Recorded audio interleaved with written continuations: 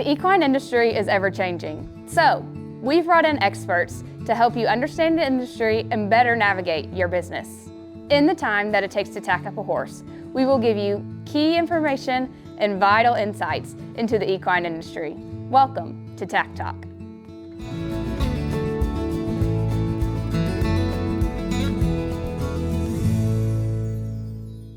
Hello, my name is Allie Taylor. I'm an assurance associate in the Lexington office, and we have Megan Crane with us today. Megan, I'll let you introduce yourself. Yeah, I'm Megan Crane. I'm an assurance associate director in our Lexington office as well. And I do quite a bit of work in the equine industry with our equine team. Fun. And who's this, Allie? This is Dixie. She's a 21-year-old quarter horse. She loves to run barrels. She's won several races. And yeah, she's gonna be who we're riding today. Great. We are here to talk about the different levels of assurance for farm owners and horses. So who and what kind of assurance would a farm owner need? Yeah, so there's multiple types of assurance for farm owners, and it's really up to the farm to decide what they need, Allie. But there's different levels. So your highest level of assurance is an audit, of course. An audit requires independence from the people that are looking at your books and detailed testing. So you're tying out cash, you're doing all sorts of work around that. And then the next level down is a review. A review still requires the audit firm to be independent and your team to be independent, but requires a much more analytical review, inquiry of management, and just a lot less work in general.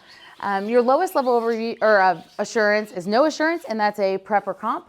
And that basically means your financial statements are just being prepared or pulled together by someone on the accounting team. So an audit typically is needed in instances where there's maybe an absentee owner or there's a bank requirement. So you might have debt that requires you to have an actual audit. Of course, an audit, the highest level of assurance, is the most expensive to do.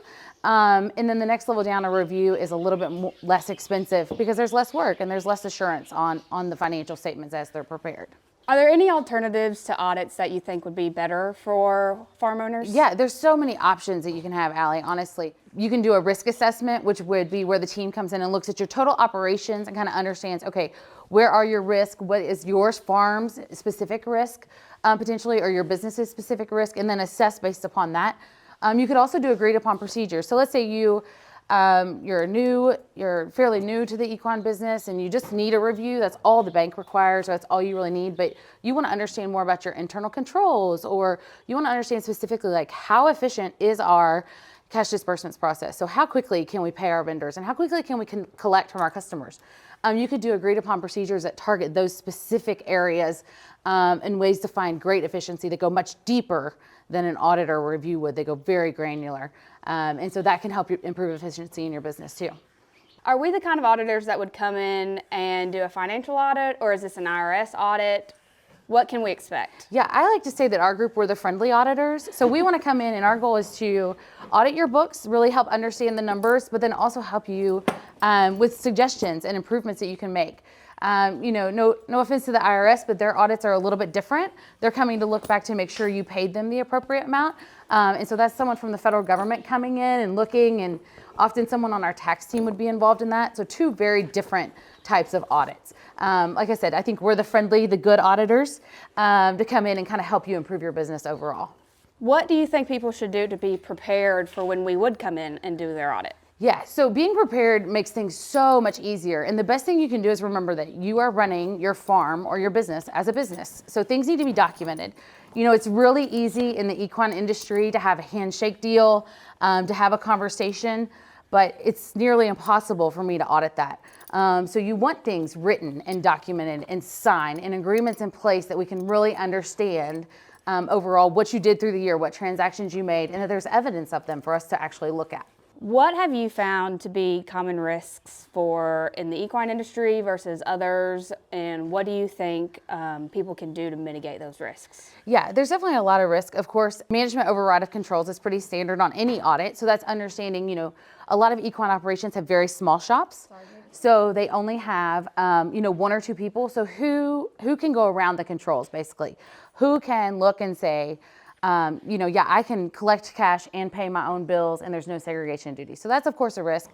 So another big risk, of course, is valuation of the horses, Allie, and understanding, under which basis of accounting are you doing, and that has different implications for each audit and financial statement from there. And then of course, there's no, like I said, there's no other business like the equine business. So understanding collectability of bills and, accounts receivable and anything you have out there, understanding how does that work, is someone going to be able to pay your fees even if they don't have a runner or somebody that wins. So understanding the financial of who you're doing business with too is also very important, and a risk that you need to work to figure out how you're going to mitigate that.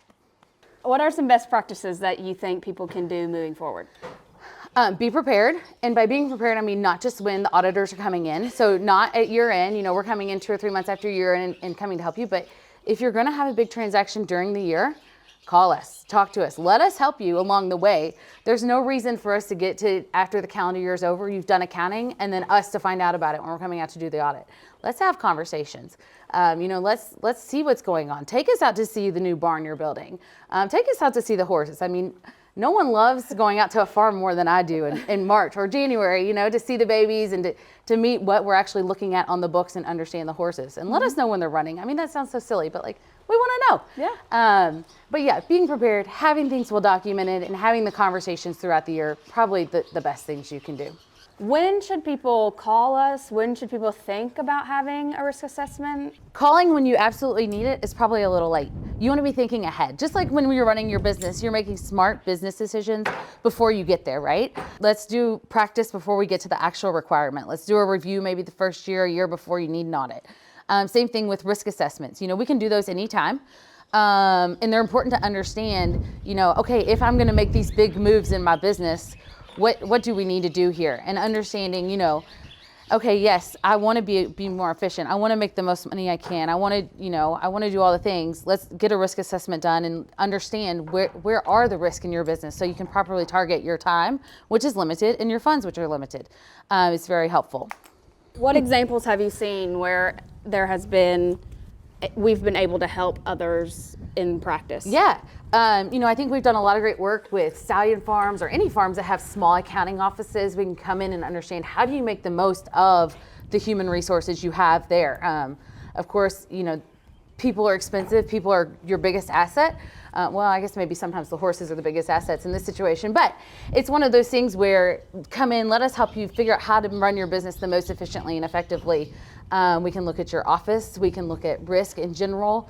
Overall, what's going in the industry, where are you located? Let us help you understand tax planning, understand both the personal and the professional side, to understand how do you make the most of your business and most of your overall assets and time. Thank you for all of your help. Thank you for explaining. I feel like I've learned something today. Yeah. I think Dixie's ready to ride. So thanks, Dixie. Let's go.